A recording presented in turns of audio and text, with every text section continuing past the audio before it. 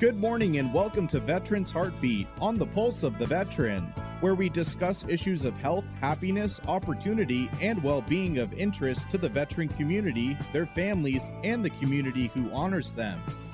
Good morning and welcome to another episode of Veterans Heartbeat, brought to you by River, the Rural Institute for Veterans Education and Research.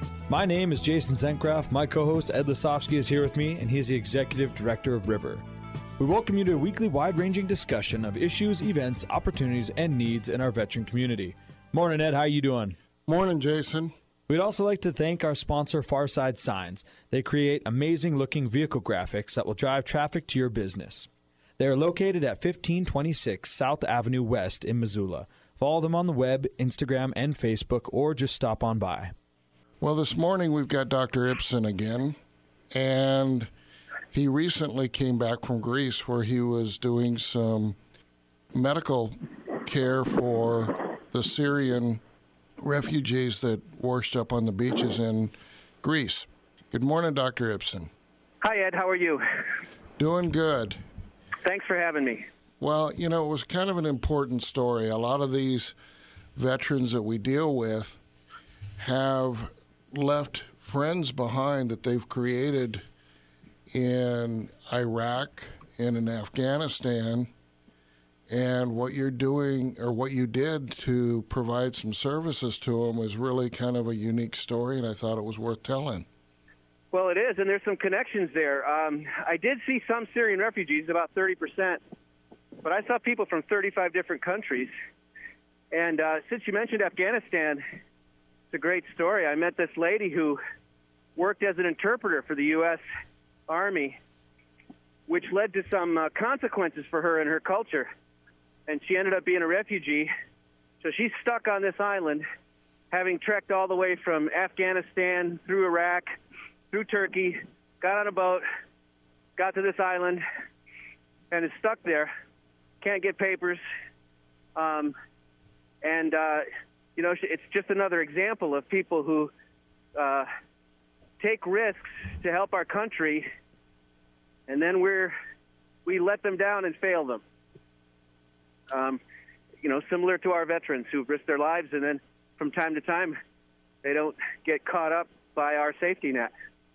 So it's a worldwide problem of fulfilling our obligations and taking care of people who need care.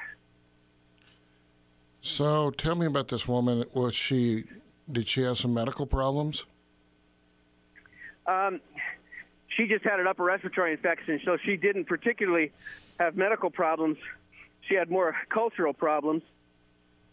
She told me she could have moved on into further into Europe, but her parents and her children were with her, so she had an intact family, and none of them could get the travel documents necessary to move on. So I guess that would be a conundrum for her. But she was in a very vulnerable spot. She's living in a tent with her parents and children, and just waiting.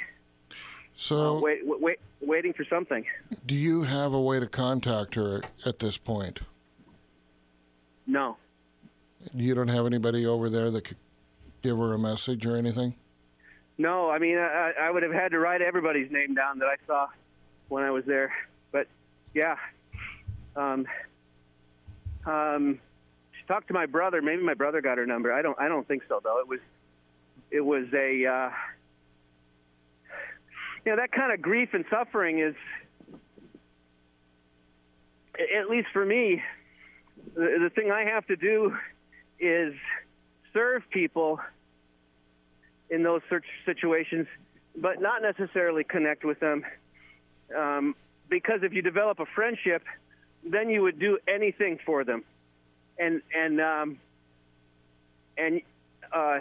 you just leave your heart in shreds by feeling like, oh, this person's particularly worth saving. I mean, the whole thing I was impacted by was the skills and talents of the people that were sitting there on hold, waiting some type of documentation or papers so that they could move off this island that they're on. And it's so heartbreaking that I could just see as I'm talking, I can see why I didn't take her number. Like I can't help her. I mean, I can help her in the moment, but I want to take all of them home with me. I mean, just like going to the Humane Society and seeing puppies wagging their tail, begging you to take them home with you. And it's like, well, I have my limitations. And particularly with the world the way it's constructed right now, there's just big-time barriers. Yeah, there's a lot of interesting things going on in this country right now. You sent some pictures back that were just heart-wrenching. Yeah. In talking with different people, when you talk about the refugee problem, one of the issues that I've had presented to me was, well, we really don't care about them. And it kind of bothered me because if you look at the Christian ethics, we may not be able to go over there and do what you did, but we should be able to do something to support what you're doing. So I'm asking our listeners to reach out to us and see what we can do to help provide. I don't think we need to bring them here, like you said, but maybe provide some more sources of medical care or blankets, or I saw that it was pretty cold over there for them. Warm clothes, something. Yeah. No, you're right. There's what I learned from the whole experience, Ed, is that we're all refugees of one sort or another, or we're all very close to being such. You have I'm in San Diego right now, and a wildland fire runs through your neighborhood and your house burns down, you're a refugee. Or an earthquake hits, you're a refugee. A medical situation hits, you're a refugee. Or as a veteran, you go and serve your country, and you're left in chronic pain or with PTSD, and no real answers, you're a refugee. And a refugee is basically seeking refuge. Someone who doesn't have shelter, doesn't have water, doesn't have stuff to stay warm, doesn't have adequate food, or doesn't have adequate medical care. And this is nothing new. I mean, humans have been on the march and refugees forever. Adam and Eve were refugees.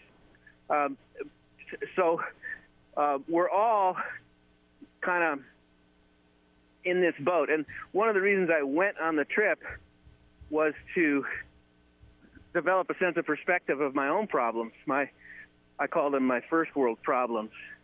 And when it comes down to, getting food, getting citizenship in a new country, when you're afraid of being murdered in the country of your origin, when you can't find health care for your children, and somebody shows up and gives you amoxicillin for your kid's earache, it's practically thrilling. I mean, the people were so thrilled that we were there to offer them something. And it just helped me realize that my problems seem pretty severe until I go and talk to somebody from Cameroon or the Congo or Palestine or Afghanistan, and they're stuck on an island in Greece. Yeah, it really puts things into perspective. How many people did you see, Dr. Ibsen? We haven't got all the totals yet because we were kind of swarmed by patients. But we were seeing 50, 60, 70 patients a day. I think we were active about 10 full days, so probably 700. Wow. And when we got there was some concern for our safety. The agency that we were working with wasn't quite familiar with what to do with the medical team, so I didn't get certified. So once again, I was practicing medicine without an adequate license, and so we didn't work with the certified NGOs like Doctors Without Borders. They were fulfilling a real need, they were mostly seeing women and children, so we ended up seeing mostly men who hadn't been able to get care. So the concern for our safety was that if we established a site that wasn't protected behind a wall or a fence or something, that if somebody got upset with us, they might burn our tent down or something. So we rented a van, set up a staging area, organized our medications, and then we went out and parked this van right by the camp, parked it pointing downhill with a rapid exit strategy, and we ended up seeing people in a kind of an unofficial way. They were glad to have us. We didn't really encounter any safety issues particularly, but we were prepared for, what would happen if we saw somebody who was a little off the rails or something like that, and if we couldn't help them in a way that they needed, then they might be upset with us. So we were kind of constantly ready to leave at a moment's notice, which kind of gives you a sense of immediacy in terms of, it's the same sort of thing in swift water rescue. You don't want to be rescuing somebody that's drowning and get drowned. So you always have to take your own safety into concerns when you're helping people who are this vulnerable and this desperate. But, thankfully we were just mindful the whole time, and nothing bad happened. But it had a sense of sort of this rapid strike force kind of thing. One of my nurses would sit in the van and keep track of all the inventory, and another nurse would give people numbers and triage things, and we had a massage therapist, and my brother was with us for logistics, and there's just 5 of us, and we finally came to the conclusion that it didn't really matter if we were seeing sick people or people who weren't. There was some of both. But all we wanted to do was find a way to say yes to people who've been hearing nothing but no for the last several years, and try not to, try to stay present with the heartbreak of it all. I mean, it's one thing to go to a movie, and it's another thing to go and encounter people that are just some of the world's most vulnerable. And people are showing up for them. So it's not all doom and gloom. It's we laughed a lot. I guess it would be the like being on the set of the movie MASH or something like that. People wanted to laugh at us about our political stuff, or joke with Americans, or they were just kind of surprised to see us, and they knew that we'd come a long way to help them, so they were touched by that. And just one person at a time, just opening our hearts and touching people who were suffering. I know I sent you with a box of acupuncture needles with a few points to point to stick. How did that work out? I heard some funny stories. Yeah, thankfully, Ed, you taught me how to do this one PTSD point, and of course, everybody in the lineup was PTSD related. We didn't bring any antidepressants with us. A lot of people would go to the other NGOs, see a doctor, but they wouldn't get any medicine. And we had antibiotics and other things with us, but we didn't have the major psychiatric medications. So when somebody told me they had PTSD, or it was evident that they did, my options were, get my hands on them, rub them on their neck, or laugh with them, or create some sort of diversion. Put an acupuncture needle in that one point you told me about. And the other thing is our massage therapist, who is an amazing human being. I referred a lot of severe PTSD folks to her. And this one guy I remember was just a terrible story. A person who'd lost a lot. This was pretty much of a upper middle class person who was a tour guide himself, who got into some trouble with his government based on something his family was up to. get the whole detail on that, but he had to leave his country in a hurry, and he lost everything. And his family was murdered and all this, and the guy was just a walking heartbreak. And I referred him to the massage therapist, and I looked over, and she's just sitting with him on a bench in the sun, chatting. And that's what he needed, was to talk to somebody. Some people process their trauma by talking. Some people process it through their body. Some people through exercise. I met this one guy who was a runner, and he was, in spite of the fact he's living in a refugee camp, he was running every day. So there was little we could do, but we did what we could, and I guess that's all you can do, right? You know, for the folks out there listening, you've been with River for a few years now. You've been down the road with me on numerous calls. Yep. And for the folks out there listening, he's never charged River for his services, one dime. But he's always been there for every veteran that he comes across. This coming up week on Wednesday night, for the veterans that are having some issues, he's going to be there. And if you want to come into the clinic and see a doctor that has this kind of heart, you're invited. The other thing is, you know, the thing that I've been the most impressed about with you, Doc, is your willingness to look outside the box like River does. You know, we've been on an incredible journey, resulting in that paper that Jason and I submitted. But there was a lot of you in that paper. There was a lot of Jason. There was a lot of me. There was a lot of other people in that paper.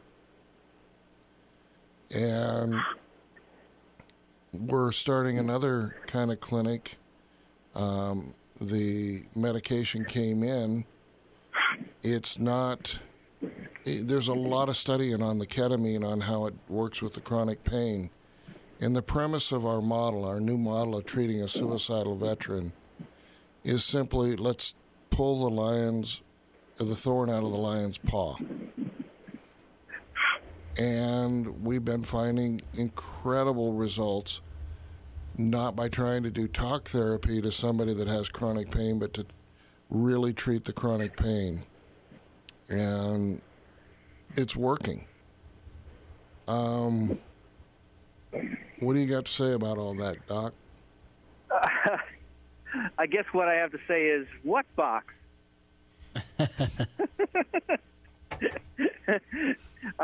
You know, the boxes, a lot of the boxes we find ourselves stuck in are made up.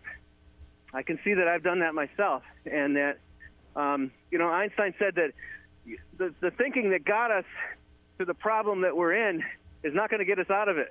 We've got to have new ways, new ideas, new creative things. And something happens when you listen to a patient and acknowledge where they're coming from and get in touch with their humanity, then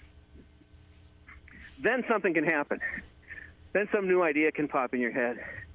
And that's pretty reliable in my 35-year career and a couple 100,000 patients. I think it's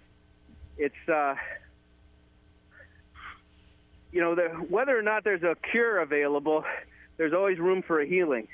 And you know, the way you and Jason and River interact with our veteran heroes is impressive to me, and it creates a space for some sort of transformation to happen.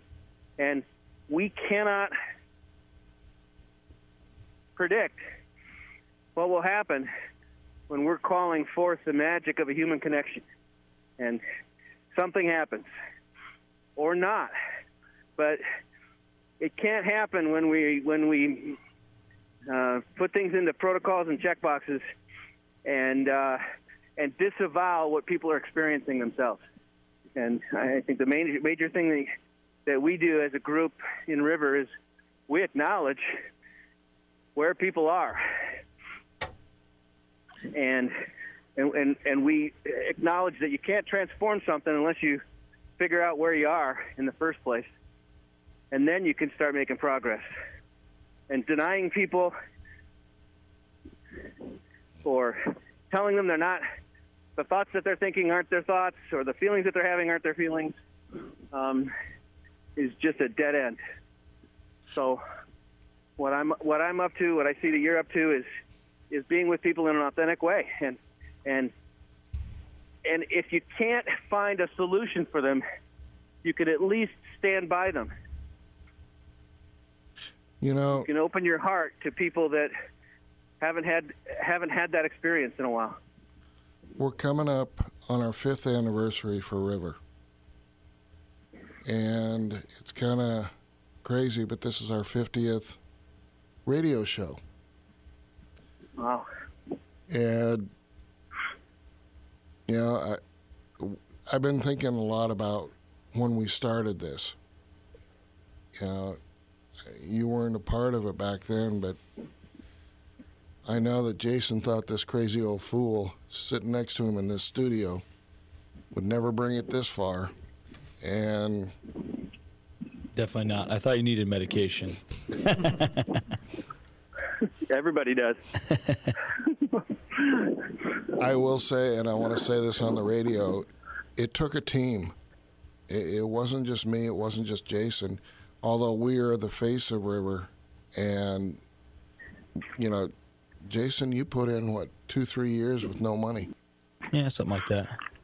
To have that kind of dedication to bring this to fruition, and you going over to Greece on your own dime, just to go out there and do what you can. That's how we're going to get this country turned around. It's not fighting with one another. I went to Mike Adams' event, and everybody was talking about how much it was going to be a hate speech and all of this stuff. And I felt like I was back in college again because there was no hate speech. The only problem is people had a persona of a box and they're trying to fit everybody into it. One of the takeaways that I had from Mike was the comment that he made where everybody's looking for utopia, but where more than one person comes in, if you get 2 or more people, you can't have utopia because there's going to be an argument. You got something to say about that, Jason? No, yeah, I think it's a human condition. People are going to want to, love, hate, act out in violence, do all these different things. It's who we are. It's our biology. And I think to expect people to, one, believe the way that you do, I think is preposterous. And two, to not be able to have that civil discourse and not be able to have a rational debate is just it's ignorant. It really is. I mean, just because you disagree with somebody does not mean you cannot sit down and talk to them about it and try to persuade them. And if at the end of the day neither of you change your mind, that's fine. But there's absolutely no reason to throw out so much hate, and understand what hate really is. Someone's opinion may be A, but just because yours is B doesn't mean that their opinion is hate. It's just different than yours, and you should welcome that. You should want to learn more about their point of view and take it from there. I think people get caught up into this team mentality. It's very tribal, where it's the Republicans versus the Democrats, liberals versus conservatives, my team versus your team, screw you. No, stop. Like, we're all humans. There's much, much bigger and more important things that we should be addressing and concerned about in our country than somebody's political or ideological belief on a certain subject. So, it is kind of frustrating to see so much hate out there when, you could, that could be love. It could be acceptance. It could just be, this thirst for knowledge to better understand the diversity of our country. Thanks for mentioning that. I think ultimately we have to realize that when we're serving others, pain, suffering, unfairness, tragedy, rains on the blue and the red and the purple. It rains on the just and the unjust, men and women. It rains on all of us at certain times. And there's a lot of people that suffer, and suffering kind of tends to come from maybe our attachment to the way things ought to be instead of our ability to adjust. And I saw people in this refugee area that were having fun, that were joyful. I saw people that were wounded beyond belief. But every once in a while I'd run into somebody who was thriving for some reason, and usually they had invented some sort of future they could live into, that they were saying to themselves, I'm stuck on this island right now, but nobody's trying to murder me here, and I'm going to get out of here. And, ultimately my life will turn around. And they just keep their nose in the wind, and they keep taking one step forward. And I think that's the human condition also, particularly on an individual basis. Thank you very much, Doc. So thank you very much for listening to Veterans Heartbeat. We'd not be able to bring it to you without all the support of the listeners. And thank you again to Farside Signs for sponsoring the show. If you do need a unique vehicle design, swing on by and check them out. Also, thank you to our main sponsor, River. River has an array of services such as veterans-focused education, a vestibular disorder clinic, and now non-pharmaceutical treatments for pain, anxiety, and depression. Check them out on Facebook or on the web at riverofchange.org. Lastly, we'd like to show our appreciation to all of our veterans. Thank you for serving our country and keeping it safe.